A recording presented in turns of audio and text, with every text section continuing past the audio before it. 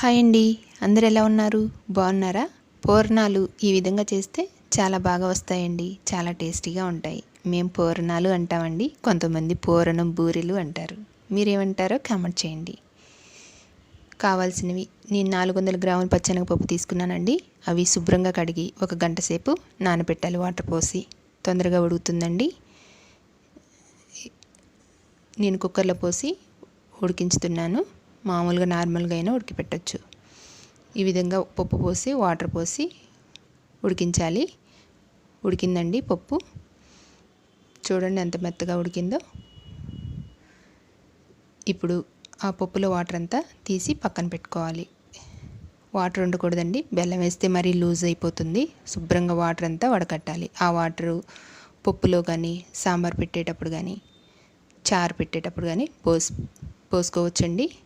Use అవుతాయి ఈ పప్పులో వాటరు.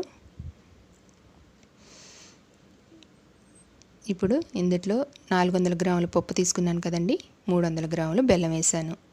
స్వీట్ సరిపోతుందండి, కొంచెం తక్కువగానే ఉంటుంది. మేము తక్కువ తింటాము. మీరు ఎక్కువగా తింటారు అనుకుంటే స్వీటు 350 400 గ్రాములు వేసుకోవచ్చు.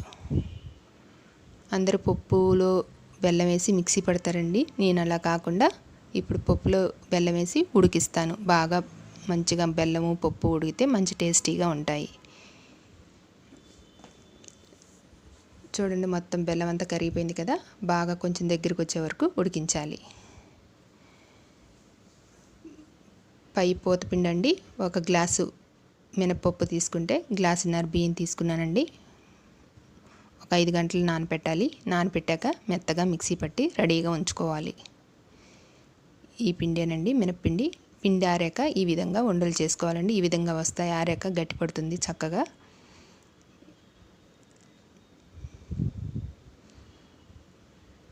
ఈ విధంగా మెత్తగా పట్టుకోవాలి. ఏమన్నా లూజ్ అయినట్లుగా అనిపిస్తే కొంచెం మైదా వేసుకొని కలపండి.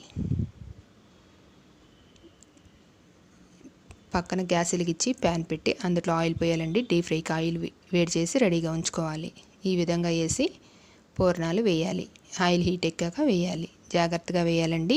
ఏమన్నా గ్యాప్ వచ్చిందనుకోండి ఆయిల్ నిండా నల్లగా అవుతుంది, లోపల పిండి అంతా బయటకు వచ్చేసి.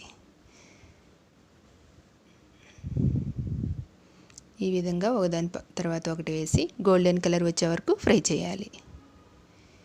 చాలా బాగుంటాయండి, చాలా టేస్టీగా ఉంటాయి. పప్పు బెల్లం మిక్సీ పట్టే వాటికాడికి కూడా ఇవి బాగా టేస్టీగా ఉంటాయి ఈ విధంగా చేస్తే. పూర్ణం బూర్లు రెడీ అయ్యాయండి. నచ్చితే లైక్ చేయండి, షేర్ చేయండి, సబ్స్క్రైబ్ చేయండి, కామెంట్ చేయండి.